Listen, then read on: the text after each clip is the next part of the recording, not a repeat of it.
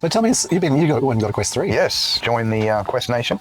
Got my mirror organised, and oh man, I had such a problem trying to get that wireless connection working till I realised I hadn't turned on network sharing. So yeah. Oh, so I just couldn't see it. No, and that's what I was thinking to myself. It could see every other program, and I'm able to access the computer. So it's not like I can't see the computer, and I'm like, what would it be? Yeah. And then as soon as I turned on network sharing, it was like, boop, instantly the computer came up and it was accessible. I was like, oh, fucking hell. That's strange that, because that's a very, not a TCP/IP kind of level thing. That's a very Windows, that being available to network sharing thing. It's like not many people would even have that turned on. No, well, you don't. By default, it's off. No, it's off. So does it tell you in the manual? No, it doesn't describe anything about that. In fact, I was going round and round in circles trying to figure out what was going on, and I was losing my mind, and I just went, hang on, what if I did this? And then as soon as I did it, boop, everything started working, and perfectly. So, but yeah, no, it's been lots of fun, just playing around with programs, getting it set up with Steam, and how'd you go with them? Was it did you use immersed, or did you use the Meta monitor? I just used the Meta monitor thing, yeah. Make an output straight to the OBS as a window, so easy peasy. Yeah, but when you had the monitors up in your room, I mean. Oh, yeah, no, I just basically connected to it as a PC, and then basically pulled up the 3 monitors I've got in the virtual environment, and had my nice little 120-inch screens going on, which was nice. And in the new software, are you able to sort of spatially fix them in a better way, or do they kind of... Yep, and you can snap them off at, you got the snap in bar with your little title, your base bar that you have. The base bar thing, Yeah, you can snap them off and then just stick them on the wall or whatever, and then they'll stay there. That's good. Yeah, I mean, I'd be surprised if you don't end up moving towards where you're kind of wearing it to use your computer, and then you've actually got because you just used your current monitors and moved them to in there, but you could make extra displays. Yeah, you don't necessarily have to be them. You could make 5 or 6 other displays. Yeah, like an example I did was I was sitting at my desk, and I've only got the Quest 2, so it's black and white, and kind of one of my cameras isn't quite wonky, it's a bit wonky and shit on the external cameras, and so I've done this thing, for example, like sitting at my desk, and so I've got my main monitor and I've got my other one over here, my laptop monitor.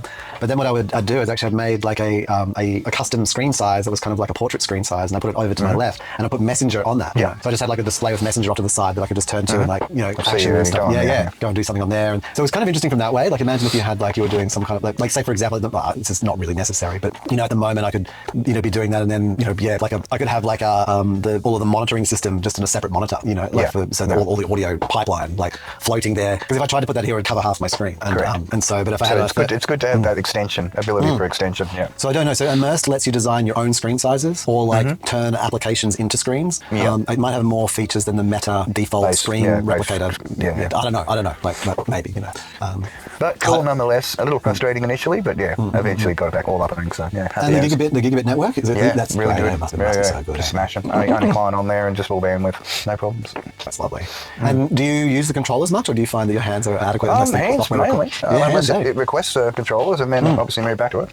It's really moved forward. Like when I first got the Quest 2, hands were like a beta version, and they weren't even nothing was very difficult. Now it's great because if you don't have to have the controllers in your hand, you're not wasting their energy. You know what I mean? You just pick them up when you need them. And say the game or whatever you need. Yeah, because some games obviously require you to have the buttons, and it's a lot quicker than doing the actions or the gestures with the hands. Yeah.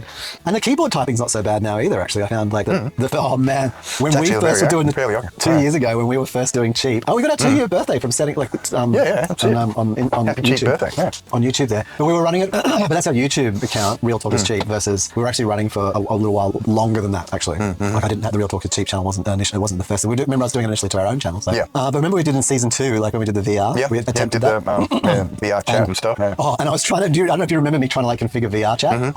I was beside myself in frustration. Yeah. Same with the Vive. The Vive was just like. But the keyboard, even trying to say the keyboard then on the Quest, and I barely even being able to use one finger, just trying desperately to press these buttons. And it's like complex freaking password requirements and things inside VR chat. What a stupid user hostile method of interface. Oh my gosh, that whole VR chat interface is crap. But it's gotten a lot better now. So. But I could actually type reasonably on the keyboard with my hands. Yep. I think what I actually had to do in the end, you had to do is you use the controllers and they'd have a line and you had to use drumsticks and you would tap each key. How annoying. What are we going to do next week for Christmas? So have you played with some software? Have you thought some things? We can just do it from in one of the worlds. I mean, I did digitize my 3D digitize my room, so it's on there as a world. And was that with the front cameras? Yeah. You just looked around and followed the prompts and just built it and uploaded it. Took ages to upload it, but yeah. So we can hang out in your room? Yeah. What, the lounge room or the bedroom? Yeah. Arcade machine and the PC and the bed. That'd be interesting. I wonder if that'll work. So yeah, it's been good playing around with it. I've really enjoyed the Mediterranean.